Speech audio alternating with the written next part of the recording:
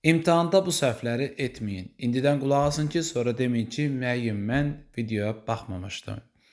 Videomuzun mövzusu budur. Üstəcər işarəsinə toxunun. Bismillah getdik. Birinci məsələ vaxta kontrolu, nəzarəti itirmək. Nə deməkdir bu? Suala dalıb gedir və vaxta nəzarət eləyə bilmir. Bunun üçün nə etmək lazımdır? Hər fənn üzrə keçən il blok suallarını tapırsan internetdən və ya dimin arxasında da var bu suallar.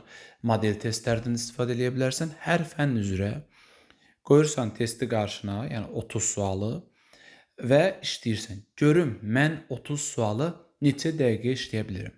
Və bundan sonra artıq özündə vaxta nəzarət taktikası formalaşacaq və bundan sonra sən biləcəksən ki, məsələn, tarixi tutaq ki, daha tez işləyirsən, amma coğrafiyanı biraz gec və yaxud ədəbiyyatı tez işləyirsən, Azərbaycan dili sənin biraz zamanını alır.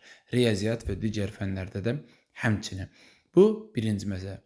İkinci, nədən gəldi başlayım? Yox, sənin bir planın olmalıdır.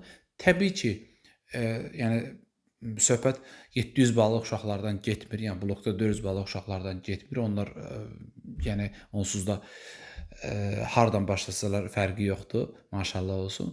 Amma orta səviyyə və orta və yuxarı səviyyə, yəni üst səviyyə demir, orta və yuxarı səviyyə üçün belədir. Ən yaxşı bildiyin fəndən başlayacaqsan. Nə ən yaxşı bilirsən? Ola bilər o fənn çətin fəndir, fənn olaraq digərlərindən daha çətin, amma sənin üçün yaxşıdır. Yəni sən hansı fəndən tutaq 150 ballıq fənnindir, sən buradan 140 bal gözləyirsən. Əlbəttə ki, birinci əsas gücünü ona verəcəksən. Təbii olaraq belədir.